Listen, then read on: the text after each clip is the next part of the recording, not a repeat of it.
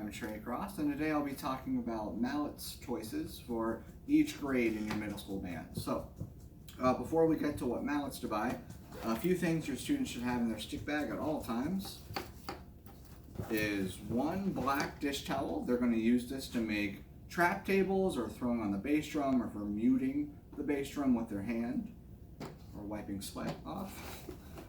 A pencil for rehearsals, thank me later, and a drum key. Okay, so all of that together would be like $2. So now that they have those things, we're gonna go ahead for a 6th grader. They're gonna need one pair of xylophone mallets.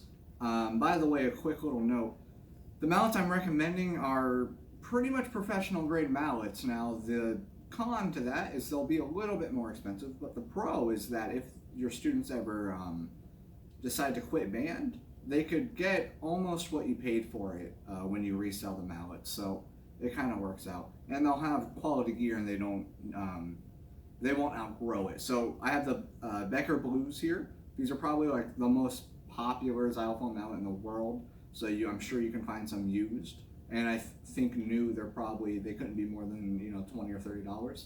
So for xylophone and bells, the Becker Blues. One pair of medium yarn mallets. They're going to use this on marimba and vibraphone for the first year. These are the Nancy Zeltsman's mediums.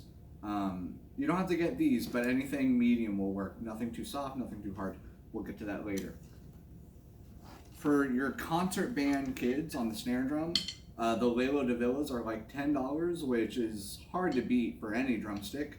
And like I said, still a professional grade quality stick. I mean, they feel really great. They're really easy to use and control, and they won't outgrow these sticks.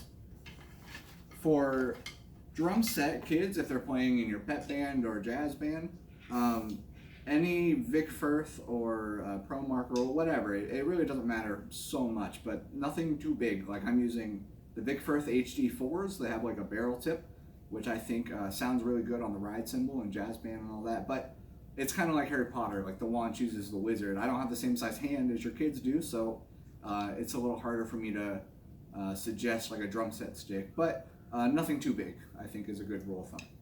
Okay? Speaking of drum set, you're going to want them to have a pair of brushes with a retractable handle and rubber grip. I think that's really important because you can use it, the rubber part, on cymbals for cymbal rolls and all that good stuff. And being retractable, they're not going to break them. I mean, they're middle schoolers.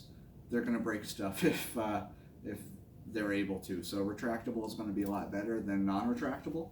Okay, in fact, I have a pair of non-retractable ones here. You can see they're pretty beat up. And I'm an adult, technically. So something to think about. For timpani, in their first year, they're going to need a pair of General. Now, this is the Tim Genis General, I think it's the 5, yeah, Gen 5, which is the 5th in his whole line. These are going to be good for most of your playing, so in 6th grade you'll be good to go. Now, these are a little more expensive. I mean, I think these are like $40, but like I said, you'll be able to resell them if your kid quits, so that's really good.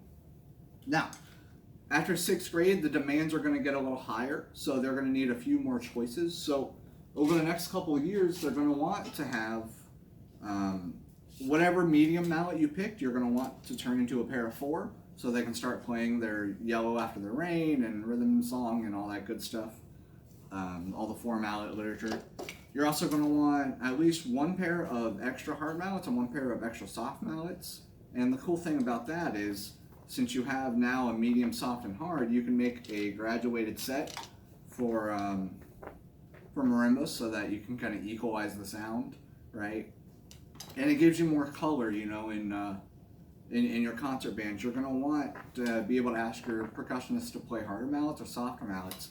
And with the pandemic happening, you're probably not going to provide as many mallets as you were before. So hopefully this has been informative for you.